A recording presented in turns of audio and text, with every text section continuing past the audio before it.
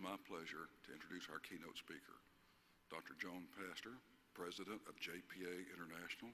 Joan has a doctorate degree in both clinical and industrial organizational psychology. She has also uncovered numerous embezzlements, other fraudulent schemes during her career. She's worked with intelligence personnel at the White House, Department of Defense, and law enforcement agency, as well as auditors, finance, and risk professionals. She's conducted in-depth studies of the psychology behind severe unethical behavior and fraud. And she's developed some ideas on how we, as fraud examiners, can better address these risks.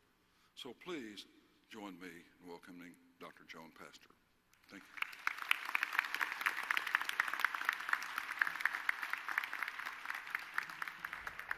Excellent. So, welcome to San Diego. I'm going to start out, actually, by asking the people to go ahead and get the slides going. And what we're going to do is, we're going to start out with an event that happened many years ago. Now, in order for me to talk about this event, I do actually need to get the slides up. There we go. Thank you. I'm going to tell you a true story. What I'd like you to do is, I'm going to read it out loud. Please read along with me. When you've finished, I want you to write down on a piece of paper somewhere what you think the answer to the question is. Do not shout it out. Then we'll take it from there.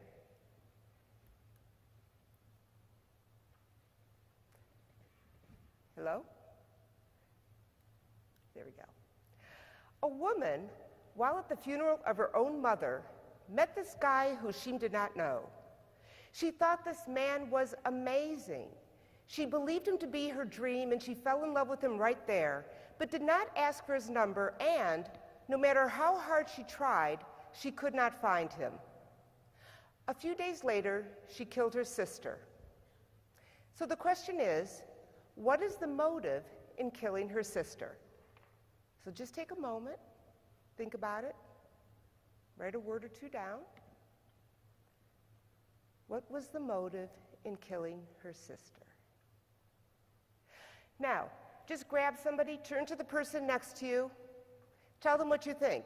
Let's just take a moment here. So just grab somebody at your table. What was the motive in killing her sister?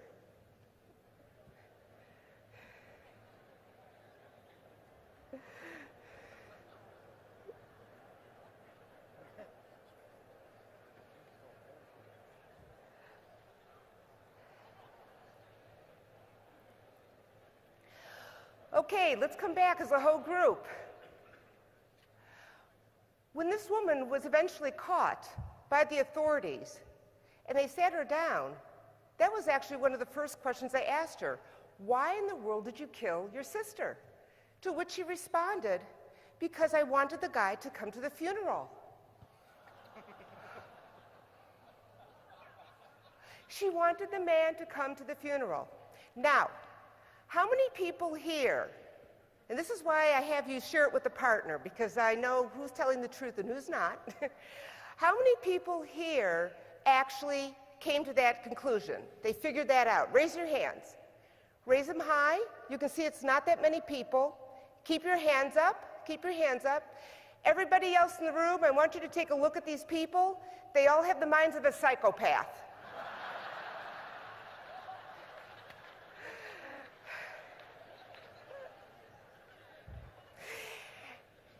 Actually, I'm not going to go own up to that. That would be a very strong statement. And in a couple minutes, you're going to find out what is a psychopath anyway. But actually, these are people who have the ability to think outside the box and potentially to do what is going to be the hardest thing for us to do and yet so necessary for our work. And that is to be able to get inside the mind of the criminal. That is my focus in our short time today. If I can take you inside of the white-collar criminal, how he or she thinks, how they act, and give you some greater clarity to areas that I know you already are aware of, then I will have done my job. So let's go ahead and let's begin to take a look at that. I'm going to start with something that everybody here already knows. I've worked with enough CFEs over the years, and auditors, risk professionals, law enforcement. I know you know this, but it has to be said anyway. We're all capable of committing fraud. Every single person in this room is capable of committing crimes. Let's start with that. Because why is that? Actually, it starts with something that psychologists call the fundamental attribution error. Basically, this comes from our Darwinian survival mechanism. We're here thanks to the blessings of our forefathers, our genetics, because the people before us and our families were strong enough to overcome amazing diversity to get here. As a result, that creates great resilience. Resilience so that each one of us, which is good, this is healthy mentally, given the odds and how difficult life can be, we believe that we can overcome those odds. We can survive. But as you know so much, a lot of times, things have a double-edged sword to them, and that's true here. In our resilience, at the same time, we can become vulnerable. And that's where the fundamental attribution error, the FAE, comes into place. Because a lot of times we underestimate the power of situational factors, thinking we're strong enough to handle them. And sometimes that's not the case. Now, I know a lot of you are familiar with things like the one-time act, right? The CFO, who cooks the books because they're trying to save the quarter, they're trying to be able to give good results to the shareholders, and they're told to do that. And one of the key elements they say is, but I just meant to do it just this time. Just this time. Let me say something right off the bat here.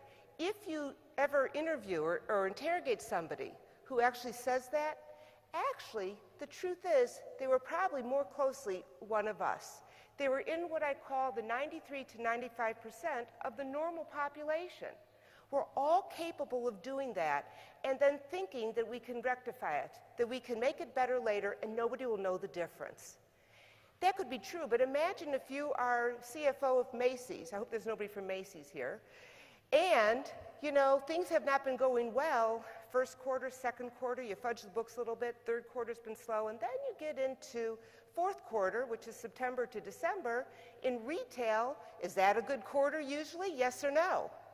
Of course. And then it's October 1st, 2008. What happened? The stock market crashed.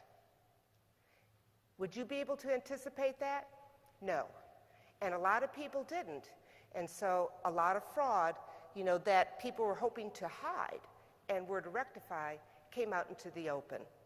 So one of the reasons why the average person, you and I, we get caught up thinking that we can overcome the odds. And if we go off our path, that we'll be able to rectify it and come back on. Now, I know that you have the triangle of wrongdoing. Rationalization, motivation, and opportunity. I like that triangle. And I want to kind of piggyback on it with what a psychologist would see. We actually look at human beings when it comes to the white-collar criminal in two unique ways. The average person generally does not want to commit crimes, not unless they're forced to. Most people have a conscience. Most people try to do the right thing. That's really important for all of us to understand. So their temperament, their general character is actually good. But given enough opportunity, right, and also enough temptation, I mean, if you have a job, your wife has a job, or your spouse, your children are well fed, you're doing fine, even if you came across money lying around that shouldn't be there, chances were you would turn it in because you don't need it. But if you lost your job, if you didn't know where your next payment was going to come from, okay, the temptation, of course, can be overwhelming, yes? That's the average person. But I want to talk to you about the not-so-average 5 to 7% hardcore white-collar criminal. I went back to school for my doctorate midlife in the late 1990s, And this had been after working for 15 years with your professions. So I learned a lot from you. And I was sitting there one day in advanced psychopathology, and the professor said something, and you know how you have those few times in your life, those aha moments? That's what happened. All my years with you, my psych background, my corporate background, boom, it came together. And I realized something, and you're going to learn the profile. We put together a profile, and you know what? There's another kind of person out there. This is why temperament is such a strong word. Because there are people out there, they don't wait for the opportunity. They create the opportunity. Temptation is not the issue. The temptation is there from the beginning. Whether they want money, which is of course the most common, whether they want prestige or power. You know what? I've investigated fraudsters. Sometimes they told me they tried it just because they wanted to see if they could get away with it. Just for the adrenaline. Just for the adrenaline. So we're talking about a smaller percentage that commits much greater crime, much greater hardship, and they operate and think very differently from us. So let's take a look at those people. This is a profile that came together for me that day in class, and since then I've taught this around the world and to the FBI, police groups, auditors, the whole place. I call it the syntonic syndrome. And the reason why is because I'm not going to give you cute little titles like backstabbers and manipulators and stuff like that. I'm going to use real terminology. In this profile, there are 5 factors that we see make up the hardcore white-collar criminal. The first is something called egosyntonic. Egosyntonic. Now, I'm going to let you read this up there. Let me just say this. The person who is egosyntonic fundamentally is incapable of accepting responsibility for their behavior. We actually believe that there's a genetic component to it, and of course culture can really shape it. In other words, bottom line, if there's a problem, right, where do the fingers always point? Everybody, do they point here? No. They point out here. They point out here. They point up here.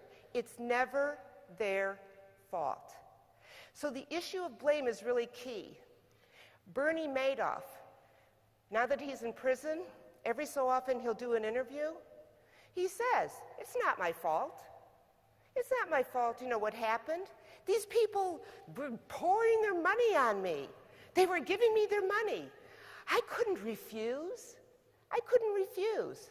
Like, he was incapable of saying no, right? So it's amazing how these criminals will always put the blame on somebody or someplace else. A personality disorder, we're going to take a look at that in just a minute. This is the one that actually gave me my aha moment. This is an area in mental health that actually has received very little research until recent years, and we've known very little about them. A lot more is coming out. Everybody, IQ, that's the one that mentally I want you to star. That's the one I want you to mentally circle. Because you and I both know a lot of dumb criminal stories, right? I can tell you a great one right here in San Diego last December. Some guy, the family went out to a Chargers game. Some guy tried to go down the chimney, literally in a Santa suit. Got stuck. The family comes home. Now, this is San Diego for you, okay? I've lived here many years. This is San Diego. They come home from the Chargers game. This guy is stuck in the chimney. Of course, he's trying to tell them that, you know, he was Santa Claus. And so what they did was they parked the car. They took out their low chairs. You know, a lot of us, we have those like chairs, those lawn chairs you sit in at the games, right? They took them out. They put it on the front lawn, pulled out a couple of beers, watched the guy for a little bit, and then they decided to call 911. You're going to find that IQ makes the difference. How many people here have had their IQ tested? You know what I'm talking about. You've had your intelligence tested. Raise your hands, be proud, be high. Everybody else look at these people, okay? Have you ever wondered about these people that have had their IQ? No, so, okay. The fourth one, accords differential treatment to people. This is really critical. This is why a lot of times senior executives don't catch them, is because they're really good at being able to butter up the people they want to butter up, and a lot of times, you know, those that they feel they can't get anything from, guess what? You're low in the totem pole. And you know what? If your company does 360-degree assessments and somebody's going up for a promotion, if you gave them that assessment, we can actually look by the way people respond, in other words, what their peers say about a person, their subordinates, and their management. We've actually been able to track the trends in the responding patterns. It's called management self-assessment. And we can actually tell if somebody is committing differential treatment. Another issue with differential treatment, of course, is groupthink. Collusion. And as you know, in so many of these fraud cases and white-collar crimes, there's one person who's often the leader, but of course it takes a group. And last, seeking out faulty processes and loopholes. I was delighted when in the world of auditing, they began to move much more into process auditing, understanding risk and controls in the context of process. Yes, yes, yes. And what you need to know is that any smart, hardcore white-collar criminal, they will learn where you look. They will learn through the grapevine how you interview. And they will come up with something creative that will actually wind right around that. It's because they're so brilliant. They can be more creative than you and I would ever think. So, let's take a deeper look at this. Let's focus on personality disorders for a minute. I want you to notice the bullet points. One of the things that's really important about a personality disorder, and this is from our DSM, our Diagnostic and Statistical Manual, and of course you'll find this information on your electronic, your CD that you got with your package. Let me just say this though. This is an enduring, lifelong pattern. Usually, and I'm not going to go into this because of time, but I'm going to reveal a secret that I just want you to keep in this room. But we can actually tell at this point, by the age of 4 or 5, if we have a child that's beginning to move down the road towards the hardcore white-collar criminal. Now, one of the things that we know is that because this is lifelong, there are different signs that show up, usually in their teen years is when it starts to get bad, sometimes earlier. And then it persists and gets worse and worse unless somebody catches them and actually gives them treatment, which is rare. Cognition. Let's go back to the woman who killed her sister. Would you say that her reasoning was a little bizarre? Absolutely. So there's an example right there. Affectivity. You know, one of the most common things I hear from you and your peers is that, oh yeah, you know, I know when you've got those hardcore criminals, they're really flat in their affect, you know, it's like the stone. Actually, that's not always true. I mean, sometimes they are really flat. We'll talk about the type that tends to be that way. But sometimes charisma oozes out of these people. And in the field of psychology, we have a whole area called the dark side of leadership that is devoted just to the research of the effects of charisma on people. It's amazing and quite powerful. Affect also, there's a certain type where it's kind of like you're up and down and you're up and down, and you never know what to expect from this person. So that can really vary widely. Most of these people, however, are going to have problems in their relationships with others, at least in some area. And unless they're very bright, they're going to tend to be impulsive. But remember, if they're very bright, I've seen fraud cases where the person planned for years before he, let's say, finally stole intelligence, you know, from a lab or something like that. So impulse control is highly related to intelligence. The other thing to know about what we call PDs, personality disorders, is that, notice letter C, it leads to significant distress or impairment, okay? But the truth is, a lot of times these people, remember, you know, are they ever the cause of any problems, yes or no? No, the fingers are always pointed out here. So you see, they're not the ones who come for therapy. This is why we've had such a hard time understanding these people. They don't come in for help. You know who the people are that we see? We see the family members of this person. We see the employees of this person. We see the people who work and know this person. They're the ones who come in for help because it's so stressful dealing with a hardcore personality disorder. Now, just so you know, there are actually 11 different types, but because of time, I'm going to focus on the core cluster, what we call cluster B. There's actually 3 clusters, and some of these you've probably heard, and now you're going to understand these names. Antisocial personality disorder, welcome to your psychopath. So antisocial personality disorder is the actual official name for the psychopath or the sociopath. Notice that the percentage that's shown there for male and females is relatively small. Please make a note of this. We can actually test and we can tell if a person has one of these personality disorders pretty easily now. Our testing is that sophisticated. We now know that almost 40% of the population in prisons actually test for antisocial personality disorder. So even though it's very low here, it's much higher in prison, which says something about their IQ, right? So people who are in prison will often have this pattern. It's some of the other factors I talked about they might be missing. Borderline personality disorder. If anybody here ever watches Project Runway with Heidi Klum, she has this saying, one day you're in, the next day you're out. That's the borderline. It's like one day they think that, you're their best friend, they love you, you're up on a pedestal, and the next day, boom. If you forget to say hello to them, off with your head.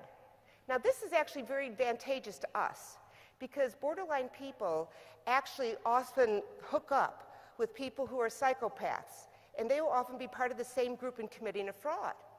And the psychopath, you see, very smart ones, they think that they can actually, they can manage this person.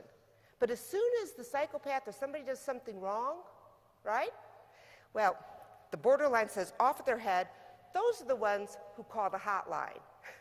Those are the ones who will seek revenge.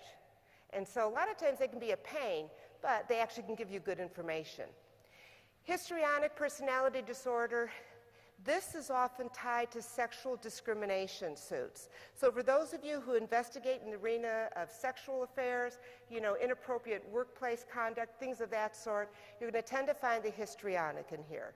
And I don't know why we were talking about this with some people up here earlier, but there does seem to be a certain correlation, and let me just pass this along. I've seen many times where if you look at travel expenses, right, or expense reports, and if you can tie it back, if you find out that this person has been going to strip clubs or using money, for various kinds of sexual affairs, keep looking. Invariably, you're going to also find more fraud. I don't know why that correlation is there, but it seems to be high. The narcissistic personality disorder, you know well. Let's take a look at it. Now, I'm going to spend very little time in this slide because narcissism is narcissism. You've heard the word. What I want to focus on is the belief that the person is special. And also, what I want to focus on, if you look at number 7, and remember, you have this in your CD. Number 7, the narcissistic person lacks empathy. What that means is they have the inability to get out of their own world and to step into other people's worlds and to understand where other people are coming from. Now, this gives them a certain amount of naivety. And so a lot of times, narcissistic people, if you just ask them questions and let's just get them talking enough, they start talking enough about themselves, they can actually talk right into the crime they committed and without even having intended to. They're that self-involved. But you want to contrast that. Oh, and there's my cartoon. I don't know if you can see him up there, our king, right? You know what they do in Japan with people like that? They actually remove them from their desk. They put them in a room with an office, okay? A room with a window, a fancy office. They put nothing on their desk except their nameplate, and then they let them sit there day in, day out. And eventually, the person realizes, oh, there's a reason I'm not getting any work to do, right? Until they're embarrassed into leaving. The antisocial personality disorder. With the narcissistic person, remember I had said it's a lack of empathy. Antisocial personality disorder, they understand what you're feeling. They get it. If you look at number 7, they just don't care. So even though they know that they'll be committing pain, they know that they're going to be robbing your pension funds, they know that people are going to lose their jobs or their homes or whatever due to the crimes that they commit, they know that the company or a division of a company will come down. They don't care. They just don't care. So the lack of conscience is there. Okay. I'm not going to say too much more about IQ, but I think you're getting the point. It's a key difference. The one thing that I want to say is that there is a small group, we don't know exactly why, that as the person gets older, people have the syntonic syndrome. If they're smart enough, they begin to realize, you know what, maybe this isn't so good what I'm doing. And actually, sometimes later in life, you'll be able to see that they begin to soften and develop a little bit of a conscience. If anybody here has seen The Shawshank Redemption with Morgan Freeman, that's an excellent movie to watch where you see that happening. But the key thing to know is that these people interview well, but also, generally, they're so smart, but they build something on a foundation of sand. So it's going to collapse eventually. Our job is to try to find it before it gets to that degree. That's our goal. The differential treatment of people I talked about, collusion surrounding themselves with people who think the same way. A key element, by the way, to look for this is to talk with HR. HR should be tracking turnover, okay, and morale. And if there's a high turnover in a department, especially if they're leaving the department but not leaving the company, in other words, something funny and bad is in that to function, but they want to stay in your company, that's a key red flag right there to be looking. And finally, again, they'll look for the processes with the weak controls, of course. But more important, they're going to be looking where you're not. And that's the hard part. We only have so many hours to investigate. They have years at times, and we know the challenge of that. So what can we do? I could spend all day on application, but time is short, so I won't. So this is what I tell executives and board members, because that's where I'm interested in working besides with you. You know, Jim talked about a new program with corporate to link up. Yes, hallelujah, I'm delighted to hear about that. I'll sign up. Let me tell you what I tell executives. We all know tone at the top is critical. A lot of times, though, you and management believe, yeah, but is change really possible? You know, we're in a society where there's a sense of entitlement. I mean, narcissism now is just like the norm. People think it's great to be narcissistic. The truth is, though, we can change. How you do it, though, is based on something called spaced repetition. Spaced repetition is actually how you change behavior.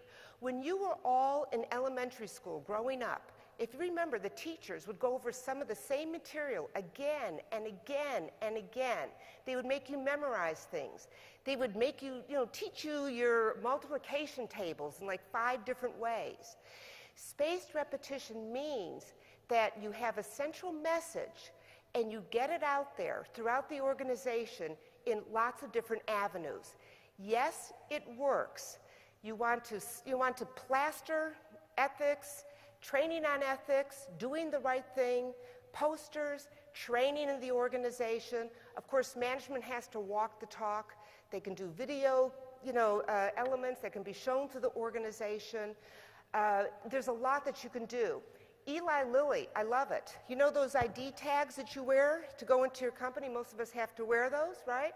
On the back side of Eli Lilly, they have listed there the chief audit executive phone number, the hotline phone number, legal counsel phone number, and what they have is, a little just description there about how much fraud costs their organization every year.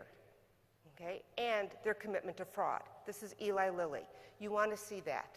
The second problem that you all know, and I'm all over management on this, don't pay off the criminals. A lot of times, especially if they're higher level, what they do is they actually just simply try to get rid of them because they're afraid of the publicity. And I keep telling them, no, no, no. Follow the Tylenol case. Everybody here, I don't know if you remember Tylenol, when somebody tampered with the bottles, and I think 7 people got ill. I think 3 died, but there was a lot of people that got ill.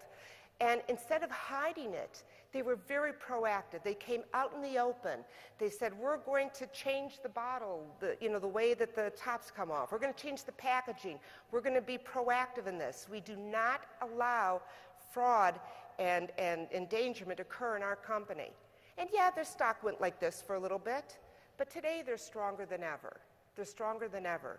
So actually, using this to be proactive and to be able to say we do not tolerate fraud is really critical for management. A couple tips for you, and then we'll stop.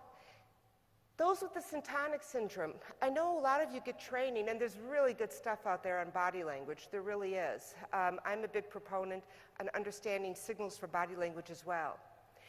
The problem is those hardcore criminals, the ones that do the most damage, they know all that information too. They know how to, interview, they know how to talk to you in such a manner that I swear you think they're the most sincere people and they're telling the truth and they're lying right through their teeth. So, you can't always depend on body language, on what you see anymore. And what I want to encourage you, and I know you're beginning to get classes on this, and I love it. I saw that in the program there's a class on interviewing skills that really focused on what I call the auditory level. Words that are used, vocal pacing, okay, and vocal modulation. Those kinds of things are really, really critical because criminals, the smart ones, haven't figured out, how to tie up their words and use the right kinds of words. That's much harder to do, but there's a lot that we can do with them. So I encourage you to expand, not just body language, but on the words level as well. For every unethical act that is committed, at least one other person generally knows about it in the company. We could spend a lot of time on the psychology of the whistleblower. Let me just say this. The key thing is that a lot of times you go after the fraudster. I say no. Let's try to find the people who are aware of what's going on and learn how to interview in such a way that they feel safe enough to be able to speak up. To me, that is where the gold is. You want to actually get to the people in the organization. And of course, you need management to really support in every way, shape, and form that there be no retribution if they were to speak up. So that's what we have to learn. We have to learn the psychology behind whistleblowers, how hard it is for them to speak up, subtle ways to build rapport with these people, and of course the specific interviewing skills that go with this group. Finally, I love it, but it's so true. If it doesn't make sense, there is a reason. Logic is supreme. And when you're looking at something that's illogical, maintain your neutrality when you ask about it. Okay? First of all, it maintains your professionalism. Second of all, they'll be less irritated with you. And third, sometimes there is another reason. In closing, I hope in this short time I gave you some really good ideas and things to think about, clarified areas that you already knew about but now understand better why they exist. Let me just end with a quote from our former United States President, Ronald Reagan. He used to say, "You can always tell a fella's character by the way he eats jelly beans." If somebody here can figure out that technique, I think we have a great new investigative technique on hand. Thank you very, very much.